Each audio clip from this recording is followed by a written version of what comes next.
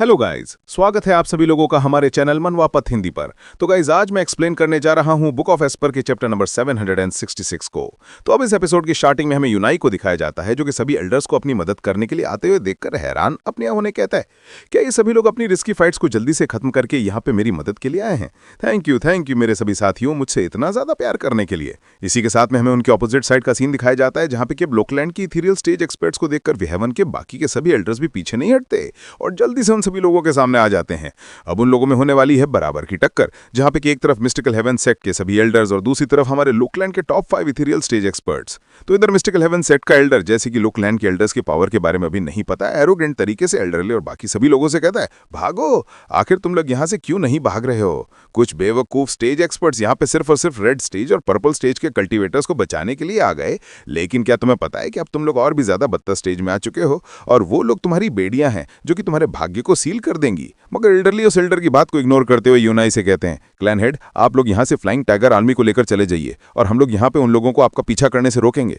तभी यूआर एल्डरली से कहती है, आखिर 5 इथेरियल स्टेज के एक्सपर्ट्स 30 एक्सपर्ट्स को कैसे सामना कर सकते हैं? ये कैसे पॉसिबल होगा? और उनके पास में तो यहां तक कि आपसे भी अधिक शक्तिशाली व्यक्ति है। एल्डर्स उसे कहते हैं, लड़की, हमें अपने डीमन स्क्रीमिंग के उन बेकार एल्डर्स की तरह मत समझो।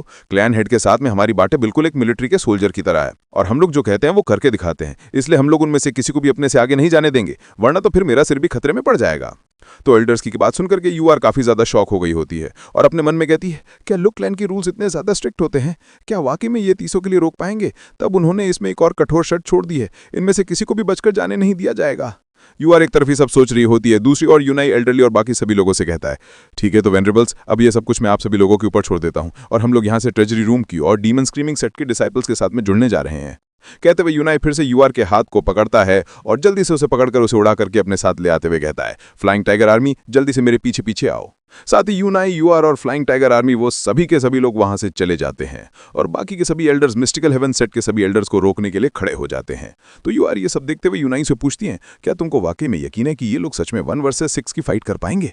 तो यूनाई उसे कहता है, तुम्हें चिंता करने की कोई जरूरत नहीं है, ये मेरी सबसे स्ट्रॉन्गेस्ट फोर्स है, जिसे कि ब्रदर जू लुकलैंड में मेरी मदद के लिए छोड़ गए थे। वो हमारी लुकलैंड के गार्डियंस हैं और वो कभी भी अपने शब्दों से पीछे नहीं हटते और अब जब उन्होंने कहा है कि सब कुछ ठीक है, तो इसका मतलब वो लोग उन सबको हैंडल जरूर कर लेंगे।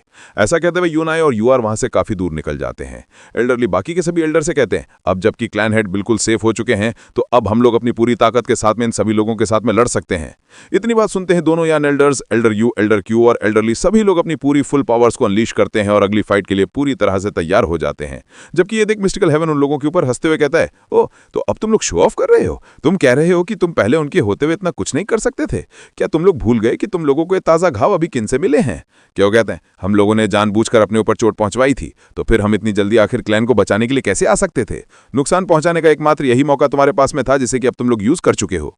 एक दूसरा मिस्टिकल हेवन सेक्ट का हाई एंड उन लोगों से कहता है, वाकई में तुम पांचों बाकी की भीड़ से अलग खड़े हुए हो। बाकी के आम इथीरियम आर्मी एक्सपर्ट से तुम लोग काफी ज्यादा स्ट्रॉन्गर हो, लेकिन तुम लोग भूल चुके हो कि जूनियर्स को बचाने से पहले तुम लोग खुद एक डेडलॉक सिचुएशन में फंसे हुए हो और अब तुम्हें किसी भी चीज से कोई फायदा नहीं मिल सकता। अब साथ ही पिछली फाइट की वजह से तुम हम सब लोगों से काफी ज्यादा थके हुए भी हो। साथ ही तुम लोगों में से हर एक एल्डर को 6 एल्डर्स को संभालना होगा, जो कि बिल्कुल इम्पॉसिबल है, जिसका मतलब अब तुम खत्म हो चुके हो। तो उस एल्डर की ये बात सुनने के बाद में पहले तो एल्डरली अपने सभी एल्डर्स की ओर देखने लगते हैं और फिर अगले ही पल एल्डरली और बाकी के सभी एल्डर्स उन सभी एल्डर्स के ऊपर जोर जोर से हंसने लगते हैं। तब उन्हें इस तरीके से हंसता हुआ देख करके एल्डर बेन से कहता है, आखिर अब क्या हुआ? तुम लोग आखिर इस तरीके से क्यों हंस रहे हो? क्या मैंने बिल्कुल सच नहीं कहा? एल्डरली हंसते हुए कहते हैं, हाँ, तुमने बिल्कुल सही कहा, मगर वो तब होता है जब हम लोग इंडिविजुअली अलग अलग लड़ते हैं। तो तभी एल्डर जिन भी कहते हैं, हाँ, आखिर कौन चाहता था कि हम जैसे बूढ़े लोगों के लिए भी एक दिन ऐसा आएगा जब हम सब लोगों को एक साथ मिल करके इस तरीके से काम करने की जरूरत पड़ेगी। एल्डर क्यू भी कहते हैं, तुझ भी हो, इस बार हम स्टीवर्ट जू के लिए लड़ रहे हैं, जिन्होंने इस समय तक हम लोगों के ऊपर बहुत ज्यादा फेवर्स, बहुत ज्यादा उपकार कर रखे हैं, इसलिए अब बेहतर होगा कि हम लोग अपने पीछे के समय को और ज्यादा ना खींचें, वरना इससे वास्तव में क्लैन हेड को थोड़ा कष्ट उठाना पड़ सकता है और जिससे हमारी ये सिचुएशन भी खराब हो जाएगी। इस बात को सुनने के बाद में एल्डर जू, एल्डर ली और दोनों यान एल्डर्स चारों के चारों वो लोग एक बात पर एग्री हो जाते हैं और अपनी कंबाइंड एनर्जी को मिक्स करके एक साथ फाइट लड़ने लगते हैं, जिस वजह से मिस्टिकल हेवन सेट के उन सभी एल्डर्स के ऊपर का आसमान ब्लैक एंड व्हाइट हो जाता है। सभी लोगों को उन काले बादलों में गिरते हुए देखकर वो हाई एल्डर भी हैरान होते हुए कहता है, शिट, ये तो एक डोमेन सोल है, हमें जल्द से जल्द यहां से बाहर निकलना होगा, इससे पहले कि हम लोग किसी और खतरनाक चीज का शिकार बन जाएं। तो मिस्टिकल हेवन का दूसरा वाला एल्डर कहता है, इससे कोई फर्क नहीं पड़ता, इन दोनों के पास में एक डोमेन सोल ही तो है। जब हम लोग एक साथ अपनी 30 सोल का अटैक इन लोगों के इस डोमेन के ऊपर करेंगे तो ये एक ही बार में टूट जाएगी। कहते हैं वो सभी एल्डर्स एक साथ इस डोमेन सोल के ऊपर अटैक करने के लिए आगे बढ़ जाते हैं। साथ ही वो लोग अचानक उस ब्लैक एंड व्हाइट बादलों के अंदर गायब हो जाते हैं। हैरान होते हुए विन कहते हैं, कुछ गड़बड़ है, हमारे अटैक्स इसके ऊपर बिल्कुल बेअसर हो रहे हैं। हम लोग की फोर्स खुद ब खुद नेचुरली तरीके से डिसअपियर हो रही है। ये क्या, ये चीज हमारी सारी की सारी सोल पावर को खींच रही है। साथ ही फिर हमें दिखाया जाता है कि उस ब्लैक एंड व्हाइट बादलों के ऊपर एले, जिन और कैल यान खड़े होते हैं। हंसते हुए कह रहे होते हैं, ये हमारी जिन यान रिवर्सल डोमेन है और इससे तुम लोगों की स्ट्रेंथ कांस्टेंट चेंजेस की वजह से कम होती रहेगी, क्योंकि वापस तुमसे निकल करके इस वर्ल्ड में विलीन हो जाएगी। एलियान कहते हैं, जब तक तुम्हारे पास में कुछ ना बचे और तुम्हारी सारी की सारी सोल बिखर ना जाए, तब तक तुम्हारे पास में इससे बाहर निकलने का कोई रास्ता नहीं रहेगा। जिस पे वो मिस्टिकल हेवन का हाई एल्डर कहता है, ओह अब मैं समझ गया। इसी के साथ नरबिन अपने बाकी के सभी एल्डर्स को रोकते हुए कहता है, अपनी एनर्जी को इस तरीके से वेस्ट मत करो, वरना ये डोमेन तुम्हारी उस एनर्जी को खींच लेगी। सभी के सभी लोग एक साथ अपनी सोल पावर को गैदर करो और जल्दी से इस डोमेन को तोड़ डालो। हम लोग पूरे के पूरे 30 इथेरियल स्टेज के एक्सपर्ट्स हैं, ये डोमेन एक साथ इतनी ज्यादा पावर को डिसिपेट नहीं कर सकती।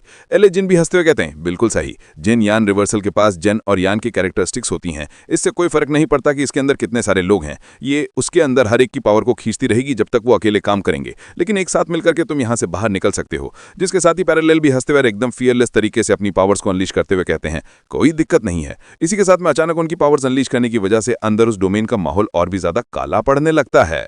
इसे देखकर मिस्टिकल हेवन सेट के वो सभी एल्डर्स चबराते हुए कहते हैं, व्हाट द हेल, आखिर अब क्या हो रहा है। मगर इधर एल्डरली बाहर से स्माइल करते हैं और अपने सोल वेरिएंट को अनलीश करते हैं। वो सोल डोमेन डिफेंसिव से अटैकिंग मोड में भी आ जाती है। बाहर से एल्डरली अपने सोल का अटैक कर रहे होते हैं उनके ऊपर अपने नेक्रो ड्रैगन क्लॉ के साथ में।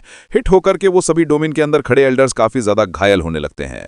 इसी के साथ ये एपिसोड खत्म होता है। और अगर आपको एपिसोड पसंद आया तो लाइक, सब्सक्राइब और बेल आइकन दबाना ना भूलें ताकि आप नेक्स्ट एपिसोड मिस ना करें। मिलता हूं जल्दी नेक्स्ट एपिसोड में।